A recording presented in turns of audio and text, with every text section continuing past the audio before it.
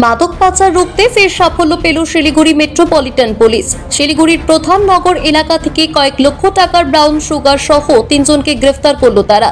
সূত্রের খবর, বৃহস্পতিবার রাতে গোপন সূত্রের খবরের ভিত্তিতে শিলিগুড়ির প্রধান নগর এলাকায় অভিযান চালায় শিলিগুড়ি মেট্রোপলিটন পুলিশের প্রধান নগর থানার পুলিশ এবং স্পেশাল অপারেশন গ্রুপ। সেখানে সন্দেহজনক 3 জনকে আটক করে তল্লাশি চালাতে উদ্ধার হয় ব্রাউন সুগার।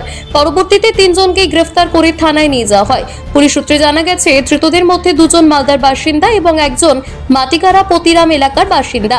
জানা গিয়েছে, ধৃতদের কাছ থেকে 500 গ্রাম ব্রাউন সুগার উদ্ধার হয়েছে, যার আনুমানিক বাজার মূল্য প্রায় কয়েক লক্ষ টাকা।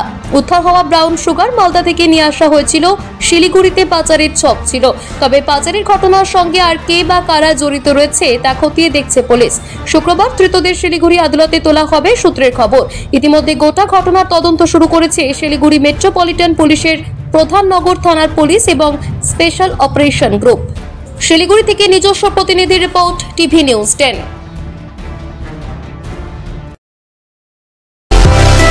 সুলভে সঠিক চিকিৎসার একমাত্র প্রতিষ্ঠান বিবেকানন্দ হসপিটাল। 24 ঘন্টা emergency service, blood bank, trauma care. আপনাদের সেবায় আমরা তৎপর। গুণমান ও পরিষেবায় দুর্গাপুর বিধাননগরের ডক্টর জাকির হোসেন এভিনিউর বিবেকানন্দ হসপিটাল শিল্পাঞ্চলের মানুষের মন জয় করেছে।